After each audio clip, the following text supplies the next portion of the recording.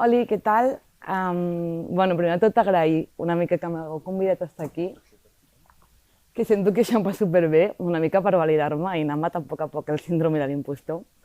Així que, perfecte. Jo sóc Guiu Jimeno i avui us vinc a parlar una mica sobre aquest títol que he posat d'aproximacions a la cultura popular des d'una perspectiva queer, queer amb K, que crec que és important, rotllo per marcar un poc més punky i menys gringo, millor. I, abans de situar, ho faré explicant 3 projectes que tinc, projectes individuals però també col·lectius, on sobretot col·laboro amb la Laura Roig, que és una amiga de la infància i del poble i també és actriu. I, també per situar una mica d'on parteixen, perquè crec que tenen moltes coses en comú, tots els projectes, és que neixen d'experiències pròpies. La meva forma de treballar principalment és a través de coses que em travessen, trobar mecanismes per mostrar-ho. He treballat des de la performance, la instal·lació, el vídeo, però sobretot comparteixen de coses que em travessen. I llavors, per això també crec que és important situar una mica.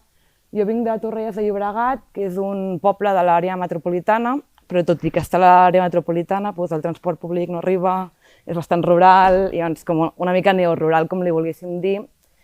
I des de Peque sí que m'he vinculat molt a totes les entitats del poble, de cultura popular o de cultura d'arrel, des de l'Esbart, els Diables, l'Esplai, o tradicions més pròpies de Torrelles, com podria ser el concurs d'estalladors, que veu una mica de la tradició dels boscaters.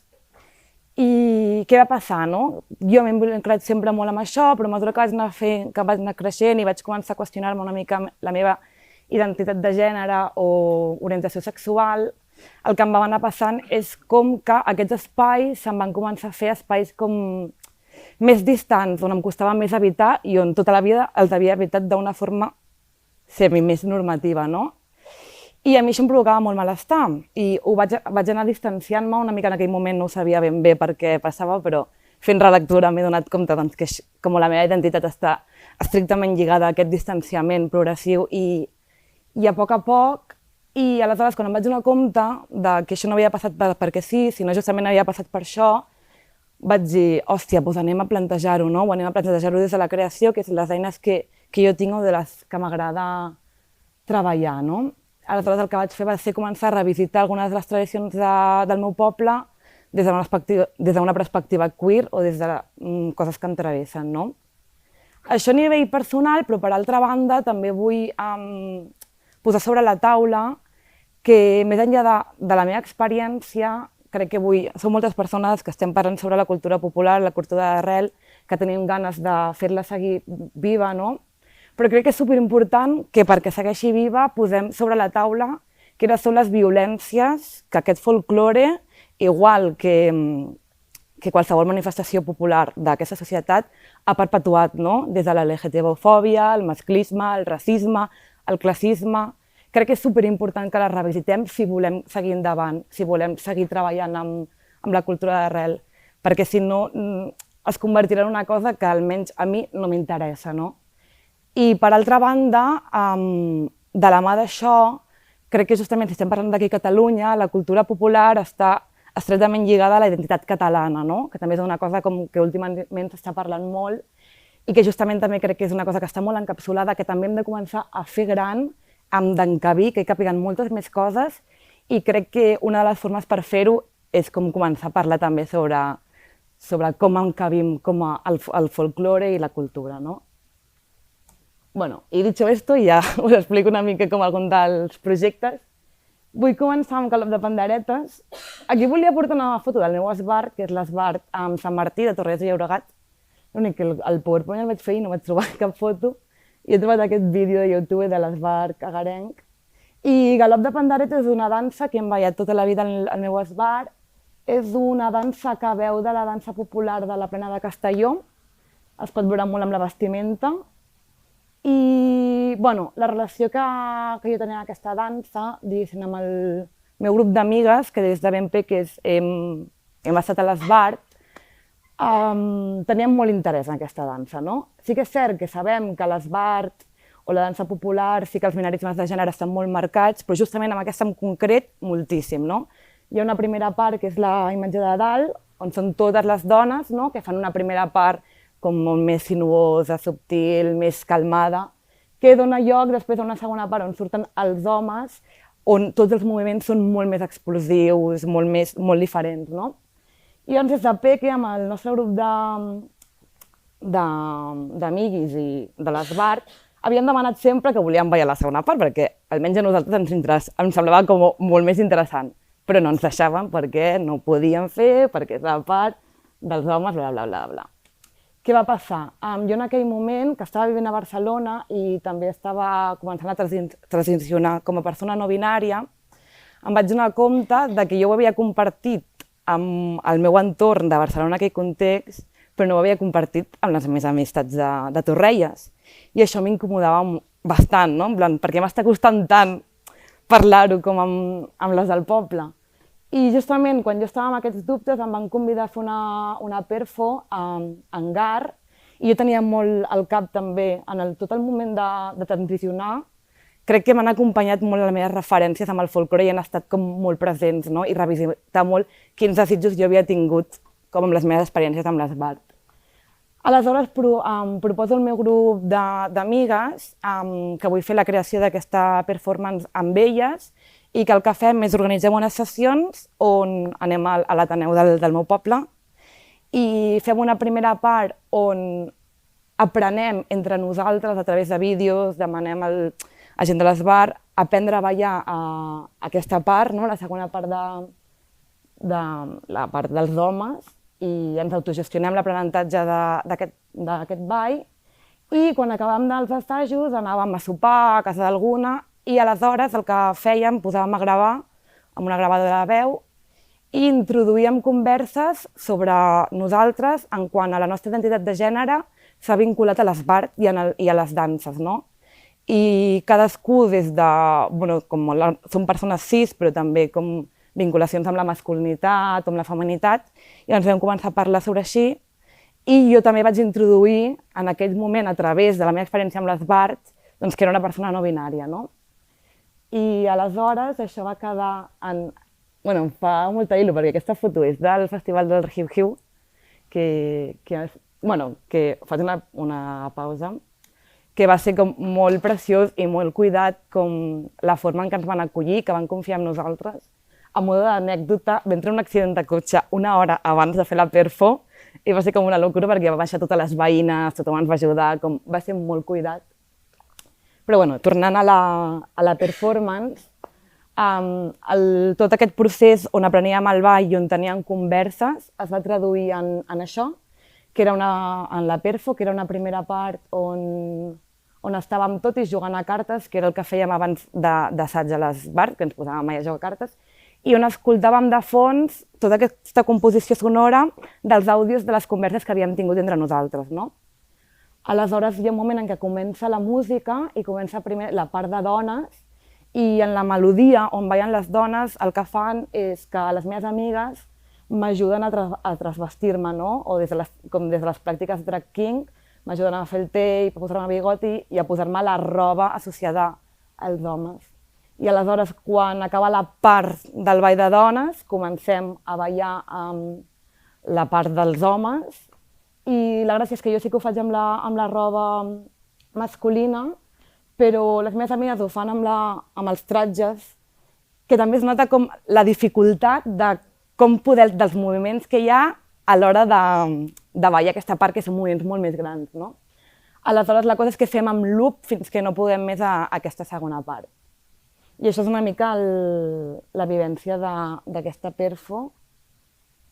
També us vull explicar un altre projecte que no és tan performàtic, perquè també em sembla interessant fer propostes que no eren tan performàtiques, i també perquè això era un encàrrec, i jo mai m'havia tingut encàrrecs, llavors va ser com guai també, no? A mi em conviden de la Panera de Lleida, d'una exposició que està ara, que es diu Ecologies Agroqueer, que és molt guai si voleu anar-hi, i em conviden per un projecte que jo ja tenia, que es diu Utopies Agroqueer, però demanant que el situï a Lleida, no? En el context de Lleida. I jo en aquell moment, això va ser aquest estiu, estava molt com pensant sobretot en la tradició oral, no? I en el misticisme i les llegendes. I llavors vaig dir, hòstia, perfecte, Lleida, terra de llegendes i terra de bandolers, que em semblen molt interessants, no? I aleshores decideixo partir una mica de coses que jo coneixi, que en aquest cas jo coneixia per sobre la llegenda de l'Oparrot, que era un famós bandoler. De fet, aquesta imatge és d'una il·lustració de la Sal de Benlloc, que va ser la Sal on es va destapar com tota la trama de bandolerisme, com del 1800. I llavors jo començo a indagar sobre aquesta llegenda, no? Però el que vull fer és, per una part, fer una investigació real, però per l'altra, jugar a la ficció, no? I agafar aquesta tradició i, des de parts reals i parts ficcionades, com hauria estat aquesta llegenda si en la història la gent trans, la penya queer, hagués ocupat un espai més central i menys perifèrica, no? I llavors ficcionar des de la realitat, però amb tocs de ficció, com hauria pogut ser aquesta llegenda.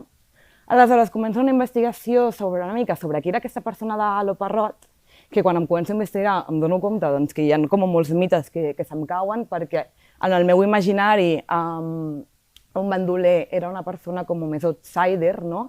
Però justament l'Oparrot era alcalde de Mollerussa i era una persona bastant adinerada, no?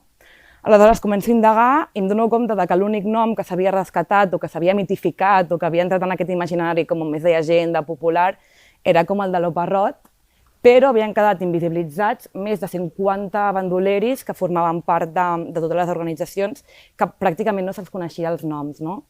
I llavors, una mica a través de la intuïció, perquè tampoc hi ha molta informació i també m'agrada aquest exercici d'encarar-me la informació una mica inventant o ficcionant des de dates que jo podia trobar, començo a intentar rescatar quines són les figures que havien quedat en l'anonimat, no? Llavors em dono compte que la gran majoria són pagesos que s'han quedat en la misèria, estem parlant de 1800, guerres carlines, bla, bla, bla, bla, bla, molta pobresa, indignació, però a part de pagesos arruïnats també hi havia treballadores sexuals i persones dissidents de gènere, no? Aleshores jo el que faig és rescato un dels pocs noms que havia trobat, que era Mot, que era una treballadora sexual, i llavors començo a imaginar, no? Com podria ser la llegenda seva, no? I llavors el que faig és crear una llegenda ficcionada d'aquesta persona, que és Mot, i llavors això s'acaba materialitzant. M'encantaria explicar-vos la llegenda, però no tenim temps, però s'acaba materialitzant una mica en aquestes cadires, que també m'agradava com el bandoleratge és com una cosa així molt heroica, molt masculina, cismasculina, molt gran, com ho relat des d'un objecte més quotidià, com podrien ser unes cadires, no? Que és un espai com més dedicat. Són cadires de casa meva, de la masia de casa meva, de la meva família, on sempre qui l'ocupava eren com les dones de casa. Aleshores jo les il·lustro amb tot de referents, d'imatges que a mi m'evoquen aquesta nova llegenda que he creat, i va acompanyat d'una composició sonora, que són els cascos, on es narra la llegenda, i per fer-ho també vaig col·laborar amb l'Associació de Colors de Ponents, que és l'associació LGTB de Barcelona, amb la Victòria, que és una dona trans, on vam estar parlant molt també quines eren les condicions de Lleida en aquest sentit, i on vam gravar conjuntament, com des de la parla, des de la tradició oral, aquesta nova llegenda, no? I no sé com vaig de temps, però ja per últim, això és un procés que està en creació, no he de dir, però està pràcticament tancat, perquè, que us convido també, spoiler, es presenta aquest dimarts a la Capella a Barcelona, a les 6:30 és la part presencial, tot i que estarem durant tot el dia des de les 10 del matí online, perquè hi ha una part de la peça que passa al meu poble, i això també ho he fet amb la Laura, i com us he comentat abans, el meu poble és de tradició boscatera, no? I l'ofici més tradicional eren els boscaters, que eren les persones que treballaven en i amb el bosc, no? I, com que això és una tradició que evidentment ara no existeix, però sí que hi ha al meu poble el concurs d'Estallà, que és un concurs que es fa des de fa 40 anys, que el que consisteix és com obrir troncs amb les tècniques tradicionals, que és amb la massa i els tascons. Aleshores, amb la Laura, que sempre ens havíem presentat, li veiem un potencial molt gran a aquesta tradició, principalment a nivell escènic, perquè és com molt potent veure com 60 persones a la vegada com tallar els troncs, i a la vegada perquè també personalment i a nivell amb qüestions de gènere també ens havia estat com un espai amb moltes tensions, no? Perquè per una part era un espai associat sempre als homes, de fet fa pocs anys, ja fa uns anys, però no fa gaires, que les dones o identitats dissidents han començat a participar-hi, sinó inicialment només eren homes perquè era un ofici destinat a homes. Aleshores, què passa? Que comencem a ocupar espais associats a la masculinitat, no? I ens donem compte de que la Laura, que és una dona cis, i jo tenim experiències molt interessants però molt diferents. Per una part, a la Laura hi ha aquesta cosa de que se la jutgi, no des de la visió del poble, de fer moviments o ocupar espais o coses més associades a la masculinitat, i a la vegada per mi sí que hi ha una mica d'aquest jutjar, però a la vegada també hi ha com un espai d'alliberació, no? Un espai de la masculinitat que porto temps amb ganes d'utilitzar, que potser des de la quotidianitat no se'm permet o jo em costa més, però des d'aquí m'és molt fàcil agafar, no? I aleshores el que decidim fer és un grup de treball amb 15 persones del poble que tinguin algun tipus de relació o interès amb aquest ofici o amb aquesta festivitat, però decidim que sigui molt plural, perquè igual que ens vam donar compte que tant Laura com jo teníem experiències molt diverses, també volíem recollir amb la penya del poble quines eren les seves experiències des de les seves corporalitats i identitats més enllà del gènere, no? Llavors, al grup de treball hi ha infants que tenen 6 anys, hi ha gent gran, també amb la condició de quan el cos es fa gran, quina és la relació dins d'això. Hi ha persones no binàries, hi ha bolleres, hi ha gent amb malalties. Aleshores, el que hem fet és un grup de treball on una primera part era aprendre nosaltres aquests oficis i una segona part era posar un pla horitzontal i compartir quines eren les nostres vivències en relació a aquest ofici. I hasta aquí. Ja està.